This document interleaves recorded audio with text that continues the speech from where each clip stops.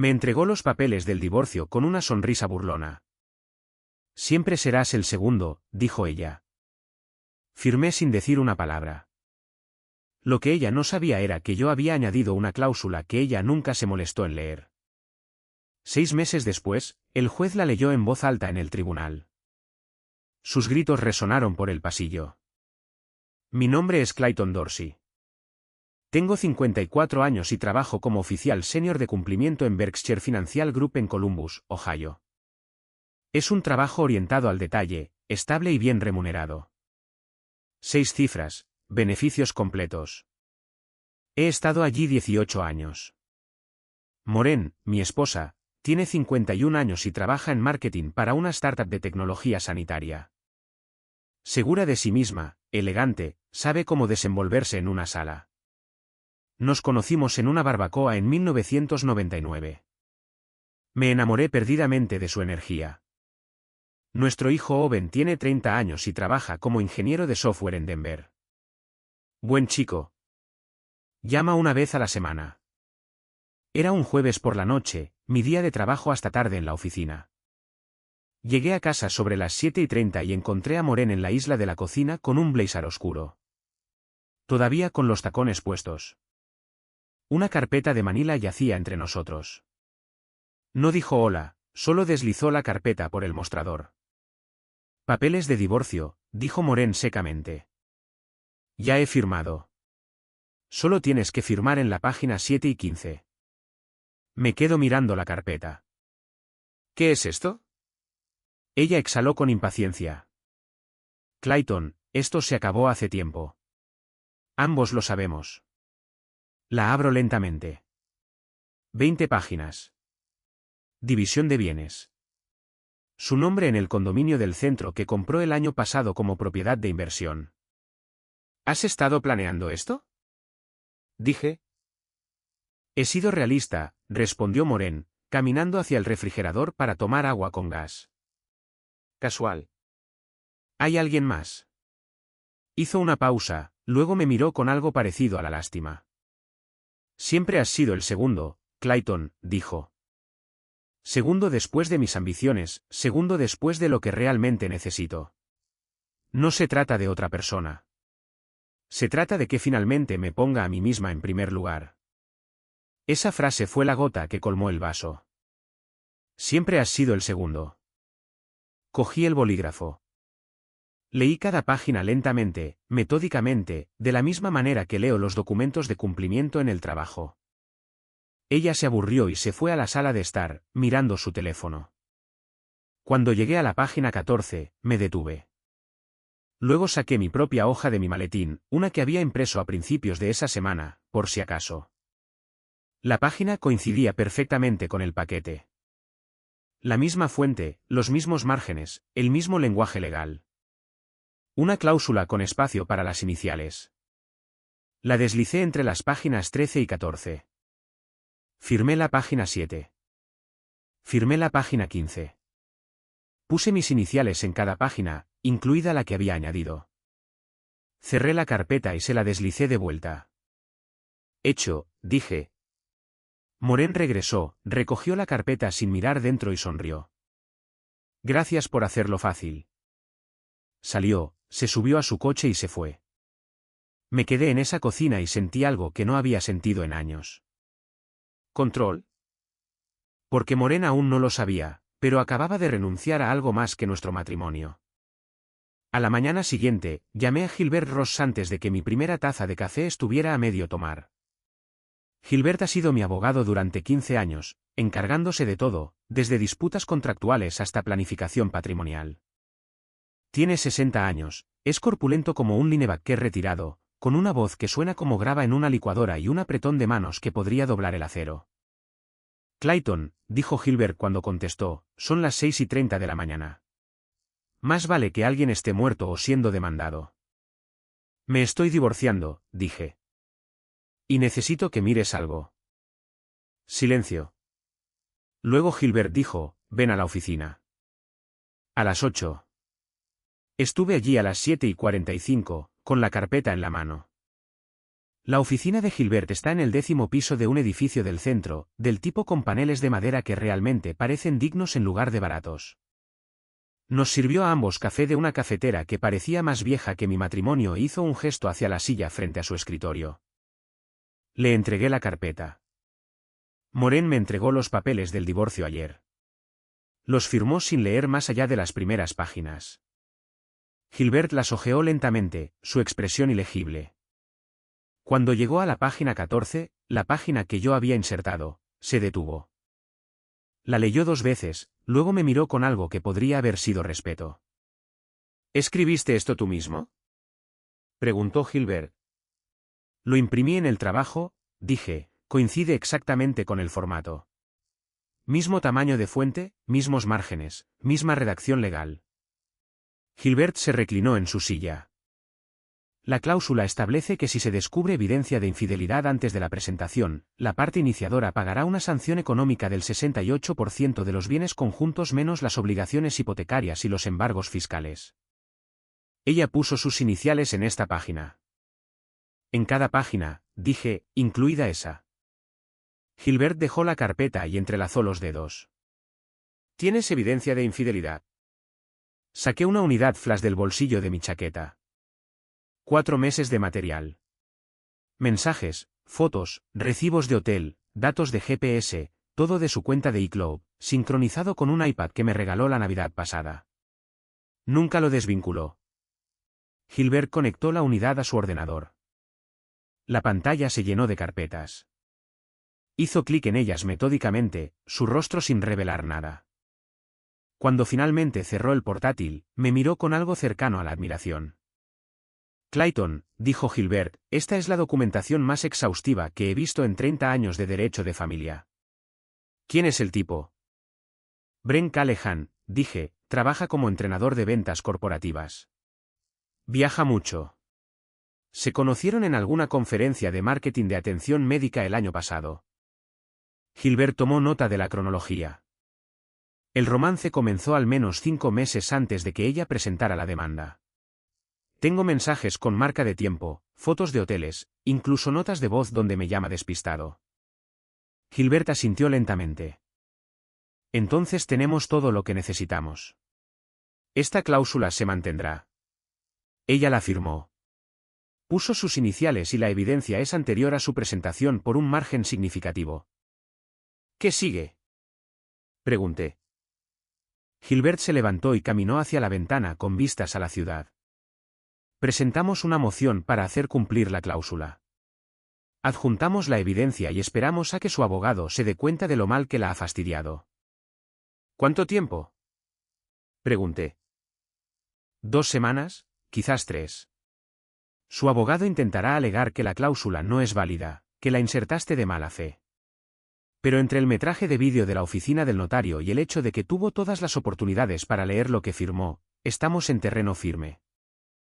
Me levanté para irme, luego me detuve. Gilbert, una cosa más. ¿Puedes investigar los antecedentes de Brent Callahan? Historial laboral. Cualquier cosa que pueda ser útil. Gilbert sonrió. El tipo de sonrisa que ponía nervioso al abogado contrario. Ya estoy en ello. Salí de esa oficina sintiendo algo que no había sentido en meses. Esperanza. 3 días después de mi reunión con Gilbert, estaba sentado en la oficina de mi casa cuando mi teléfono vibró. Número desconocido. Casi lo ignoro, pero algo me dijo que contestara. Clayton Dorsey, dije. Señor Dorsey, soy Yvonne Winters. Soy amiga de Moren. Necesitamos hablar. Yvonne, conocía el nombre. La mejor amiga de Moren durante 20 años. Se habían conocido en un seminario de marketing a principios de la década de 2000 y se habían mantenido cercanas desde entonces. Club de lectura. Noches de vino. El paquete completo. ¿Sobre qué?, pregunté, manteniendo mi voz neutral. Sobre lo que te está haciendo, dijo Yvonne en voz baja. ¿Podemos vernos? En algún lugar privado. 1 hora después, nos sentamos en una cafetería al otro lado de la ciudad, lejos de cualquier lugar al que Moren iría. Yvonne parecía cansada, más vieja de lo que recordaba. Tenía 50 años, trabajaba en diseño gráfico, siempre me pareció la más razonable del círculo de Moren. No puedo seguir callada, dijo Yvonne, revolviendo su café sin beberlo. Lo que está haciendo, está mal, y lo he sabido por más tiempo de lo que crees. Me incliné hacia adelante. ¿Cuánto tiempo? 8 meses, dijo Yvonne. Conoció a Brent en esa conferencia de atención médica en Cleveland en abril pasado. Volvió hablando de él sin parar. Al principio, pensé que era solo un capricho, pero luego comenzó a mentirte sobre dónde estaba. Fines de semana de chicas que no lo eran, reuniones tardías que no existían. ¿Por qué me dices esto ahora? Pregunté. Yvonne me miró directamente. Porque la semana pasada me contó su plan.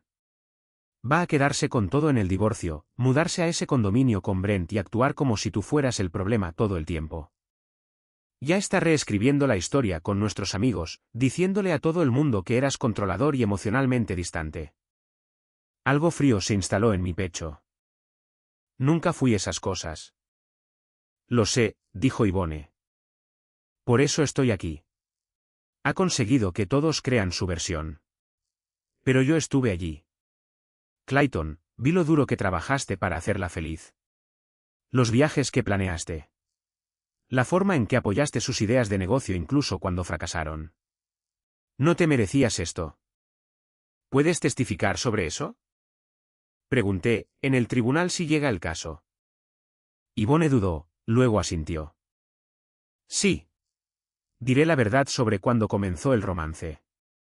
Lo que dijo, todo. Pero Clayton, necesitas saber algo más. ¿Qué? Ha estado retirando dinero de vuestras cuentas conjuntas. Pequeñas cantidades, nada que notarías de inmediato, pero suma alrededor de $35.000 en los últimos 4 meses. Saqué mi teléfono y abrí mi aplicación bancaria. Empecé a revisar las transacciones. Yvonne tenía razón. Retiros marcados como efectivo, cada uno por debajo de $2.000 para evitar activar alertas. Ha estado planeando esto durante meses, dije en voz baja. Más tiempo, dijo Yvonne. 1 año, quizás más. Lo siento, Clayton. Debería habértelo dicho antes. Miré a esta mujer que había estado en nuestras vidas durante 2 décadas, que finalmente había decidido que la lealtad tenía límites. Gracias por dar la cara ahora. Yvonne metió la mano en su bolso y sacó un papel doblado. Escribí todo lo que recuerdo. Fechas, conversaciones, lugares. Úsalo como necesites. Tomé el papel, sintiendo su peso. Gilbert querrá hablar contigo. Estoy lista, dijo Yvonne, alguien tiene que defender lo que es correcto. Nos separamos en el estacionamiento. Mientras conducía a casa, llamé a Gilbert y le conté todo. Consigue su declaración, dijo Gilbert. Declaración grabada, notariada. Y Clayton, revisa tus otras cuentas. Si robó 35.000, podría haber más. Esa noche, revisé todos los registros financieros que teníamos. Para la medianoche, encontré otros 18.000 en transferencias irregulares. Moren no solo me había traicionado. Me había estado robando a ciegas. Owen llamó un sábado por la mañana. Su voz era tensa. Papá, mamá acaba de llamarme. Dice que estás siendo irrazonable con el divorcio. Estaba en el garaje organizando herramientas que no había tocado en meses. Algo para mantener mis manos ocupadas. ¿Qué dijo exactamente? ¿Qué estás tratando de castigarla por querer libertad? Dijo Owen, que siempre has sido controlador y ahora estás usando el dinero para hacerle daño. Papá, ¿es eso cierto? Dejé la llave inglesa que sostenía y salí a la entrada. Owen, necesito decirte algo y necesito que me escuches antes de responder. Está bien, dijo Owen con cautela. Le conté todo. El romance. Los retiros ocultos. Los papeles de divorcio que ella había firmado apresuradamente sin leer. La cláusula que había firmado que la haría responsable. Mantuve mi voz firme, factual, dejando que la verdad hablara por sí misma. Silencio al otro lado. Luego Owen dijo, «Te engañó durante al menos 8 meses». Probablemente más, dije. Tengo pruebas. Mensajes. Registros de hotel. Declaraciones de testigos. ¿Quién es el tipo?, preguntó Owen, su voz más dura ahora. Se llama Brent Callahan, entrenador corporativo. Se conocieron en una conferencia el año pasado. Más silencio. Luego Owen dijo algo que no esperaba. Necesito ir a casa. No tienes que hacer eso, dije, sé que estás ocupado con el trabajo. Papá, voy a casa. Estaré allí el martes y voy a hablar con mamá. La voz de Owen tenía un tono que me recordaba a mí mismo. Owen era mi hijo, y claramente había heredado mi sentido de cuando algo no estaba bien. El martes por la tarde, Owen apareció en la casa. Tenía 30 años, se parecía más a mí que a Maureen con cada año que pasaba. Alto, serio, el tipo de persona que piensa antes de hablar. Nos sentamos en la sala de estar, la misma habitación donde Maureen me había entregado los papeles hacía 3 semanas. Owen había volado desde Denver, se había tomado 2 días libres en el trabajo. Ahora quería respuestas.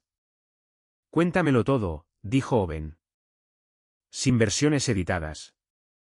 Así que lo hice. Le mostré las pruebas que Gilbert había organizado. Los mensajes donde Maureen me llamaba despistado. Los recibos de hotel. La declaración de testigo de Yvonne. Los registros financieros que mostraban $53.000 en retiros inexplicables. La mandíbula de Owen se tensó mientras leía. Cuando terminó, me miró con una mezcla de ira y decepción. No hacia mí. Hacia ella. Me dijo que tú eras el problema, dijo Owen en voz baja. Dijo que habías dejado de intentarlo hacía años. Que eras frío y distante. ¿Lo fui?, pregunté. Dime honestamente, Owen. ¿Le fallé de alguna manera? Owen negó con la cabeza. Tú eras el que aparecía, papá. En cada evento escolar, cada día festivo, cada vez que algo se rompía y necesitaba ser arreglado. Ella era la que siempre estaba en otro lugar. Simplemente pensé que eso era normal. Eso me dolió más de lo que esperaba. Voy a verla esta noche, dijo Owen, levantándose, y le voy a decir exactamente lo que pienso sobre lo que ha hecho. Owen, no tienes que elegir un bando, dije. Owen me miró con una expresión que nunca había visto antes. Resolución. Sí, tengo que hacerlo, y ya lo he hecho. Esa noche, Owen fue al condominio de Maureen en el centro. No fui con él. Algunas conversaciones debían ocurrir sin mí allí. Regresó 2 horas después, con la cara sonrojada, las manos temblando ligeramente. Lo negó todo al principio, dijo Owen. Luego, cuando le mostré copias de las pruebas, trató de justificarlo. Dijo que merecía ser feliz, que tú nunca la entendiste. ¿Qué dijiste?, pregunté. Owen me miró directamente. Le dije que ya no la reconocía. Y que hasta que no asuma lo que hizo, no quiero saber nada de ella. Algo se rompió en mi pecho al oír eso. No porque quisiera que Owen cortara lazos con su madre, sino porque mi hijo acababa de demostrar más integridad que la que su madre había mostrado en años. Gracias, dije en voz baja. No me des las gracias, dijo Owen. Solo estoy defendiendo lo que es correcto. Esa noche, Owen durmió en su antigua habitación, y por primera vez en meses, no me sentí solo. Gilbert me llamó un miércoles por la tarde mientras revisaba los informes trimestrales de cumplimiento. Su voz tenía un tono que rara vez había escuchado. Clayton, encontré algo sobre Brent Callahan. Necesitas ver esto en persona. 1 hora después, me senté en su oficina mirando una carpeta de Manila marcada como confidencial, archivo de personal. ¿De dónde sacaste esto?, pregunté. De los archivos de tu empresa, dijo Gilbert. Brent Callahan trabajó en Berkshire Financial hace 5 años. Tú firmaste su revisión disciplinaria. Abrí la carpeta lentamente. Los recuerdos volvieron de golpe. Queja interna. 2 analistas junior. Conducta inapropiada. Sesiones de tutoría nocturnas que cruzaron límites. Un incidente durante un viaje de negocios a Chicago que nunca se investigó a fondo por falta de pruebas. Recuerdo esto, dije en voz baja. Recursos Humanos quería enterrarlo. Presioné para que lo despidieran, pero la dirección me desautorizó. Renunció 2 meses después. Gilbert se inclinó hacia adelante. Lo que significa que Moren sabía quién era. Lo conoció en la fiesta de Navidad de tu oficina ese año. Tú los presentaste. La habitación se volvió más fría. Lo llamó baboso en ese entonces. Dijo que tenía ojos errantes. Y sin embargo, aquí estamos, dijo Gilbert. Clayton, esto cambia la narrativa por completo. No solo tuvo una aventura. Eligió involucrarse con un hombre que tiene un historial documentado de comportamiento, alguien con un carácter terrible hacia mujeres más jóvenes. Leí las quejas de nuevo. Patrón de comportamiento, múltiples advertencias. El lenguaje era cuidadoso, legal, pero la imagen era clara. Brent Callahan era un manipulador que se dirigía a mujeres vulnerables en entornos profesionales. ¿Podemos usar esto?, pregunté. Absolutamente, dijo Gilbert. Si su abogado intenta pintar esto como un romance que salió bien, contraatacamos con su historial laboral. Si afirman que ella fue arrastrada por la pasión, demostramos que sabía exactamente quién era hace años. Me recosté, procesando. ¿Querías tener hijos en ese momento?, preguntó Gilbert. Habíamos estado intentándolo, dije. O al menos eso pensaba yo. Me dijo que perdió al bebé a las 8 semanas. La abracé mientras lloraba. Me tomé un tiempo libre del trabajo para estar allí para ella. Gilbert tomó notas. Eso no es admisible en el divorcio en sí, pero habla de un patrón de engaño. Combinado con el robo financiero, la aventura y su elección de pareja, estamos pintando un cuadro de alguien que ha sido deshonesto durante años. Solo quiero que esto termine, dije. Lo hará, respondió Gilbert. Pero Clayton, cuando entremos en esa sala del tribunal, ella te atacará con dureza. Prepárate. Me levanté para irme, luego me detuve. ¿Cuáles son mis posibilidades? Gilbert me miró por encima de sus gafas de leer. Con esta evidencia, 90%, quizás más. Ella firmó esa cláusula. Inició el divorcio durante una aventura activa. Y ahora podemos demostrar que tiene un historial de engaño que abarca una década. Salí al sol de la tarde, sintiendo que algo se asentaba en mi pecho. No satisfacción exactamente, más bien resolución. Moren había construido su estrategia de salida sobre mentiras. Yo iba a desmantelarla con la verdad. El primer mensaje llegó a las 11 de la noche. Mi teléfono se iluminó en la mesita de noche, sacándome de un sueño ligero. Moren, estás cometiendo un error al presionar esto. Retírate ahora o todos sabrán lo que realmente eres. Miré la pantalla, completamente despierto ahora. Escribí de vuelta, no le tengo miedo a la verdad. Aparecieron 3 puntos, desaparecieron, aparecieron de nuevo. Moren, tengo evidencia de tratar mal emocional, control financiero, aislamiento.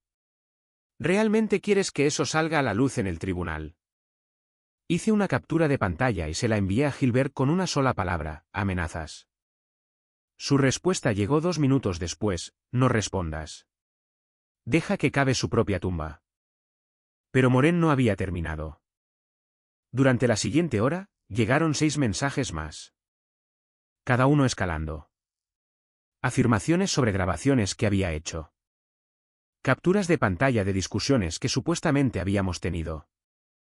Insinuaciones sobre testimonios de testigos anónimos. Todo era un farol. Lo sabía porque nunca había sido esas cosas. Nunca controlé su dinero porque manteníamos cuentas separadas. Nunca la aislé porque ella tenía sus propios amigos, su propia vida. Nunca levanté la voz porque aprendí hace años que el silencio era más efectivo que gritar. A medianoche, llamé a Gilbert a pesar de la hora tardía. Está entrando en pánico, dijo Gilbert, su voz clara a pesar de la hora. Esto es lo que sucede cuando alguien se da cuenta de que está acorralado. Amenazará. Farolera. Intentará hacerte reaccionar. ¿Qué hago? Pregunté. Clayton, habla. Nada, dijo Gilbert. Envíame todo. No respondas. No te involucres. Mañana por la mañana, presentaremos una orden de restricción por acoso electrónico y una moción para congelar sus cuentas de redes sociales hasta la audiencia. ¿Podemos hacer eso? Pregunté. Al juez Hamilton no le gustan los juegos, dijo Gilbert. Y amenazar a tu cónyuge durante un litigio activo es de lo más estúpido que se puede hacer. Para mañana por la tarde, a Moren se le prohibirá legalmente contactarte fuera de su abogado. A la mañana siguiente, Gilbert se movió rápido. Para las 10, habíamos presentado las mociones. Para las 3, teníamos un fallo preliminar, orden de restricción temporal concedida. A Moren se le prohibió el contacto directo y publicar cualquier cosa sobre mí o el caso en las redes sociales. Su abogado llamó a Gilbert esa noche. Podía oír la ira a través del altavoz. Tu cliente está utilizando el sistema como un arma, dijo Carl. Habla el abogado de Moren. Tu cliente estaba amenazando con intimidación de testigos a las 11 de la noche, respondió Gilbert con calma. El juez estuvo de acuerdo con nuestra evaluación. Esto va a ser contraproducente, dijo Carl. Entonces aconseja a tu cliente que deje de hacer amenazas que no puede respaldar, dijo Gilbert. Nos vemos en la audiencia. La línea se cortó. Esa noche, revisé las cuentas de redes sociales de Moren. Todas seguían activas, pero había borrado una publicación reciente. Gracias a las capturas de pantalla que Gilbert había tomado esa tarde, sabía lo que decía. Algunas personas se esconden detrás de los abogados cuando la verdad les asusta. Lo publicó a las 2 de la tarde. Lo quitó a las 2:30. Demasiado tarde. Gilbert ya lo había presentado como evidencia de violación de la orden de restricción. Moren había intentado controlar la narrativa. En cambio, acababa de darnos otra victoria. Estaba revisando el trastero que alquilamos hace años cuando noté que faltaba algo. La caja etiquetada Recuerdos de la familia Dorsey estaba más ligera de lo que debería. Dentro, el estuche de terciopelo que contenía el reloj de bolsillo de mi abuelo había desaparecido. Ese reloj había estado en mi familia durante 3 generaciones. Chapado en oro, grabado con las iniciales de mi abuelo. Valía unos $15.000. Más importante aún, era irreemplazable. Mi padre me lo había dado el día que murió y me hizo prometer que se lo pasaría a Owen algún día. Llamé a Owen de inmediato. ¿Tu madre mencionó alguna vez el reloj de mi abuelo? Owen dijo, ¿el de oro? Me lo enseñó hace unos 6 meses. Dijo que lo estaba tasando para el seguro. Mi mandíbula se tensó. Nunca me mencionó eso. Pasé los 2 días siguientes llamando a todas las casas de empeño, joyerías y compradores de antigüedades de Columbus. Al tercer día, lo encontré en una tienda de consignación de lujo en el centro. El propietario, un hombre llamado Richard, sacó sus registros. Vendido a nosotros hace 4 meses por Moren Dorsey. Le dimos 12.000 por él. Necesito recuperarlo, dije. Te costará 14, dijo Richard. Ese es nuestro margen. Lo pagué. Cada dólar dolía. No por el dinero, sino por lo que representaba. Moren había robado una herencia familiar y la había vendido como si no significara nada. Cuando se lo conté a Gilbert, su respuesta fue inmediata. Vamos a añadir esto a la demanda. Robo de propiedad separada. Ese reloj era tuyo antes del matrimonio, lo que lo convierte en propiedad no matrimonial. No tenía ningún derecho legal a venderlo. ¿Podemos recuperar los 12.000? Pregunté. Podemos intentarlo, dijo Gilbert. Pero lo que es más importante, esto le muestra al juez con quién estamos tratando. Alguien que robaría y vendería reliquias familiares. Esa noche, me senté con el reloj en la mano, sintiendo su peso. El grabado decía, para William, por 40 años de servicio. 1952. El regalo de jubilación de mi abuelo de la compañía ferroviaria donde había trabajado toda su vida adulta. Moren lo había vendido para financiar su aventura. Lo guardé en mi caja de seguridad en el banco, en un lugar donde ella nunca podría alcanzarlo. Owen llamó esa noche. Papá, me enteré de lo del reloj. Lo siento. No es tu culpa, dije. Aún así, dijo Owen, se suponía que sería mío algún día. Ella lo sabía. Lo será, dije. Lo recuperé. Ahora está a salvo. Estuvo en silencio por un momento. Ya no sé quién es ella. Yo tampoco, dije. Pero ese no es nuestro problema que resolver. El reloj permaneció en la bóveda del banco, recuperado, pero no restaurado. Algunas cosas, una vez rotas, nunca vuelven a encajar de la misma manera. El padre de Moren, Gerald Crane, me llamó un martes por la mañana. Tenía 79 años, jubilado de la enseñanza de historia en la escuela secundaria. Todavía tan agudo como siempre. Clayton, dijo Gerald, su voz ronca. Necesito verte, no en tu casa. En un lugar neutral. Nos encontramos en un parque cerca de su apartamento. Gerald se sentó en un banco, con su bastón a su lado, aparentando cada uno de sus 79 años. Moren vino a verme la semana pasada, dijo Gerald sin preámbulos. Me dijo que estabas tratando de destruirla financieramente por el divorcio. Que siempre habías sido controlador y que ella finalmente era libre. Esperé, sin decir nada. Gerald continuó. Luego llamé a Owen. Me contó una historia muy diferente, sobre una aventura, sobre dinero robado, sobre mentiras apiladas sobre mentiras. Así que estoy aquí para preguntarte directamente. ¿Cuál es la verdad? Le conté todo. La cronología de la aventura, el robo financiero, el reloj familiar que había vendido, la cláusula que había firmado sin leer, las pruebas que lo demostraban todo. Gerald escuchó sin interrumpir. Cuando terminé, se quedó mirando el estanque frente a nosotros durante mucho tiempo. La crié mejor que esto, dijo finalmente Gerald. Su madre y yo le enseñamos sobre la integridad, sobre honrar los compromisos. No sé en qué fallamos. No fallasteis, dije. La gente toma sus propias decisiones. Gerald me miró con ojos cansados. Voy a testificar en tu nombre. Lo que necesites de mí, lo tienes. Puede que mi hija haya olvidado lo que significa el matrimonio, pero yo no. Gerald, no tienes que elegir un bando, dije. Sí, dijo firmemente. Sí, lo tengo que hacer. Porque el bien y el mal no son negociables solo porque sean familia. Se levantó lentamente, apoyándose en su bastón. Me encantó tenerte como yerno, Clayton. Fuiste bueno con ella, bueno con Owen, bueno con nosotros. Lo que ha hecho es una traición a todo lo que intenté enseñarle. Nos dimos la mano. Su apretón seguía siendo fuerte a pesar de su edad. Gracias, dije. No me des las gracias, dijo Gerald. Solo estoy defendiendo lo que es correcto, algo que mi hija parece haber olvidado cómo hacer. Mientras se alejaba, sentí algo que no esperaba. ¿Tristeza? No por mí, sino por Moren. Había perdido a su marido, el respeto de su hijo y ahora el apoyo de su padre. Todo porque no podía ser honesta. Gilbert se alegró cuando se lo conté. Tener a su padre testificando en su contra. Eso es devastador.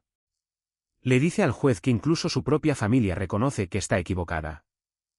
Es un buen hombre, dije. Tú también lo eres, respondió Gilbert. Y eso va a importar cuando entremos en esa sala del tribunal. La sala del tribunal era más pequeña de lo que esperaba. Paredes pálidas, luces fluorescentes, filas de bancos vacíos.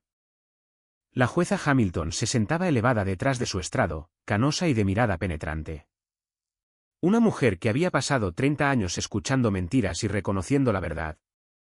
Moren entró vistiendo un traje azul marino, con el pelo recogido, interpretando el papel de esposa agraviada. No me miró. No reconoció a Owen sentado en la galería. Simplemente tomó su asiento junto a Carl, su abogado, y organizó los papeles como si fuera una reunión de negocios. La jueza Hamilton dio comienzo a la audiencia. Estamos aquí para revisar la moción de ejecución presentada por Clayton Dorsey con respecto a la cláusula financiera y el acuerdo de divorcio firmado por ambas partes. Carl se levantó de inmediato.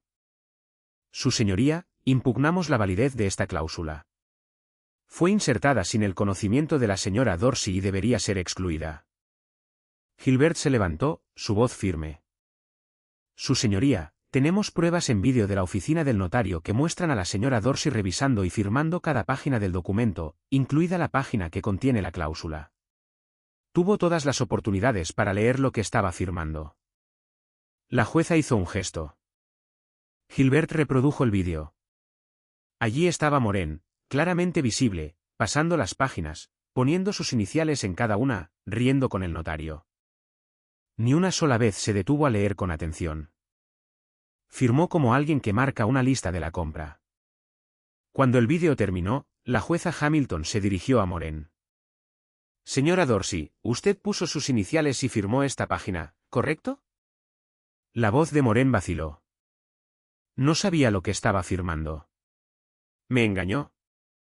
¿Alguien le impidió leer el documento? Preguntó la jueza. No, pero... ¿Alguien la apresuró durante el proceso de firma? No, su señoría, pero confié.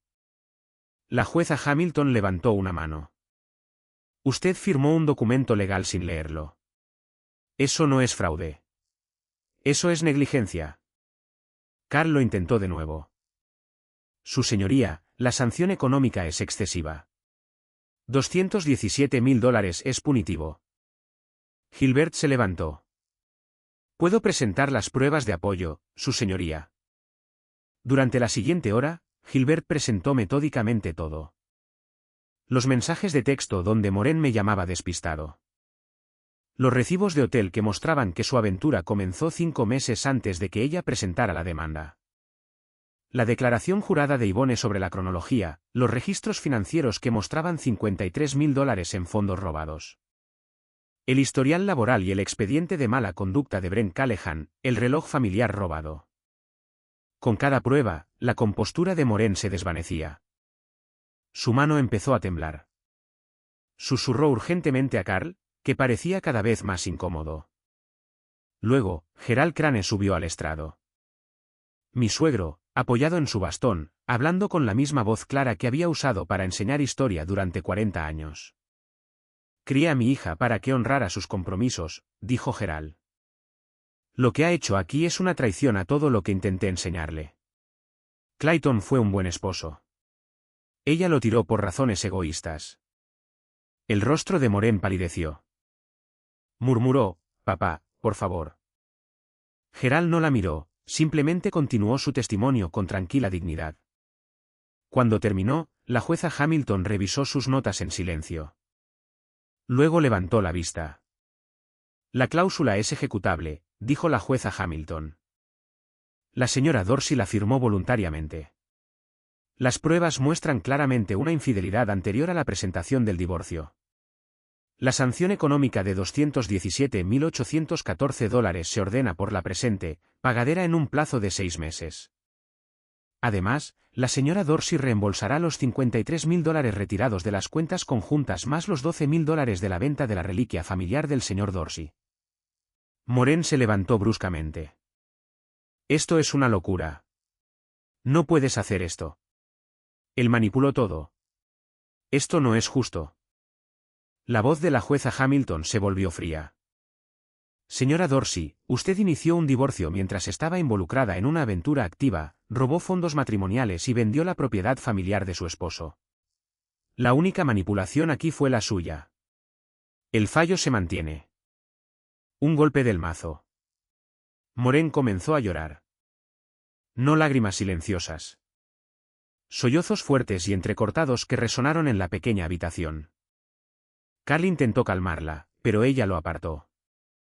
Me levanté, recogí mi carpeta y caminé hacia la salida. Al pasar junto a Moren, me detuve. Ella me miró, con el rímel corrido, la cara roja. Dijiste que siempre sería el segundo, dije en voz baja. Resulta que fuiste la primera en perderlo todo. Salí al pasillo del juzgado donde Owen y Gerald esperaban. Owen puso su mano en mi hombro. No necesitábamos palabras. Se había acabado. Durante meses después del juicio, me paraba en mi cocina preparando café, la misma cocina donde Moren me había entregado los papeles del divorcio, pero ahora se sentía diferente, más ligera, como si el aire se hubiera despejado. Owen se había mudado de nuevo a Columbus, aceptó un puesto remoto con una empresa de Seattle para poder estar más cerca. Cenábamos 2 veces por semana, hablábamos de cosas más allá del divorcio. Estaba saliendo con alguien nuevo, una diseñadora de software llamada Rachel. Vinieron el domingo pasado y le enseñé a preparar la famosa receta de chili de mi padre. El dinero de Moren llegó en 3 plazos. 217.000 de la cláusula, 53.000 en retiros devueltos, 12.000 por el reloj. Un total de $282.000. Puse la mitad a nombre de Owen para cuando se casara. El resto fue a un fideicomiso para futuros nietos. Moren tuvo que vender el condominio del centro para cubrir el pago. Lo último que supe fue que se mudó a un pequeño apartamento en los suburbios. Brent había desaparecido en el momento en que se dictó la sentencia. Aparentemente, no estaba interesado en una mujer que había perdido su colchón financiero. Intentó contactar a Owen 2 veces. Él no había respondido. Gilbert llamó la semana pasada para decirme que el abogado de Moren había presentado una última apelación. Fue denegada en 48 horas. Realmente se acabó, dijo Gilbert. No tiene más opciones legales. Yvonne pasaba de vez en cuando. Perdió a la mayoría de sus otros amigos cuando testificó contra Moren, pero dijo que valió la pena. Ahora puedo dormir por la noche, me dijo. Eso importa más que el club de lectura. Gerald falleció 2 meses después del juicio. Un ataque al corazón, rápido e indoloro. En el funeral, Moren intentó hablar conmigo. Me excusé cortésmente. Algunos puentes, una vez quemados, no vale la pena reconstruirlos. La casa salió al mercado el mes pasado. Demasiados recuerdos, tanto buenos como malos. Compré un lugar más pequeño más cerca del centro, cerca de donde vivía Owen. Un nuevo comienzo en un espacio que era enteramente mío. En el trabajo, me habían ascendido a director de cumplimiento. La ironía no se me escapaba. Había pasado meses asegurándome de que Moren cumpliera con las consecuencias de sus propias acciones. Un sábado por la tarde, saqué el reloj de mi abuelo de la caja de seguridad, me senté con él en la mesa de mi nueva cocina. El grabado todavía decía, para William, por 40 años de servicio. 1952. Owen venía a cenar. Decidí que esta noche era la noche para dárselo, no porque me estuviera muriendo ni nada dramático, solo porque se lo había ganado. Había defendido lo que era correcto cuando habría sido más fácil mantenerse neutral. Sonó el timbre. Owen, puntual como siempre, con un paquete de 6 cervezas y una sonrisa, listo para estrenar la parrilla que compraste. ¿Naciste listo?, pregunté. Nací listo, dije. Pasamos la noche en mi nuevo porche trasero cocinando filetes, hablando de sus próximas vacaciones con Rachel, discutiendo si finalmente debería probar esa aplicación de citas que él seguía recomendando. Antes de que se fuera, le entregué el estuche de terciopelo. El reloj del abuelo, dijo Owen, abriéndolo con cuidado. Papá, ¿estás seguro? Nunca he estado más seguro de nada, dije. Te pusiste de pie cuando importaba. Eso es lo que este reloj representa. Integridad. Ahora es tuyo. Owen me abrazó, algo que no había hecho desde que era un niño. Gracias, papá. Después de que se fue, me senté en el porche viendo el atardecer sobre Columbus. 26 años de matrimonio desaparecidos. Un hijo que me respetaba más que nunca. Un futuro que era incierto, pero enteramente mío para darle forma. Moren había tenido razón en una cosa. Yo había sido el segundo. Segundo después de sus mentiras, segundo después de su egoísmo, segundo después de su falta de integridad. Pero nunca había sido segundo para mí mismo. Y eso, había aprendido, era todo lo que realmente importaba.